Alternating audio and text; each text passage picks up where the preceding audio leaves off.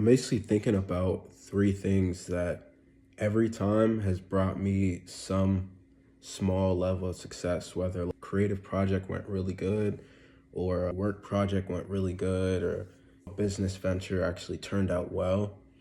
And the top three things, I think, one is execution, two is analysis, and three is some form of capital. When I have all three of those things, usually the project goes good. And I've just seen over a long period of time that recurring theme of those three things. Every time it clicks like a puzzle together, all three fit perfectly, the outcome's always good. And then when I look at my mistakes, it's always one of the three things, or maybe two of the three things that are wrong. Something's missing in that link. And what I mean by that is execution, meaning taking action, actually posting the thing, actually shipping the product, actually building the website, doing the thing. And then analysis, I would call that looking at re-strategizing, looking at your data and making good assumptions of what's to happen next, or interpreting any results that you've got from the project. And then capital, it's not just financial, but it could be all the assets you have. If that's a computer and a phone and Photoshop, that's your capital. That's your startup cost in a sense. Usually that would cost someone money. If you already have, that's your capital, right? So projects usually went well for me if I had some form of capital and assets, something I could work with, right? That would usually cost something.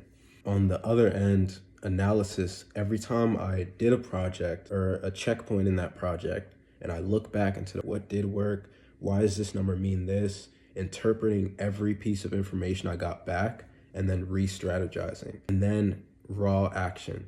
I think that's the biggest part, and it seems like the most obvious, but it seems like that's what either I've been missing in the beginning, or I see a lot of projects die because people just didn't take raw action. There would be a problem in strategizing, or the capital especially. If the capital is not there, they just won't take action.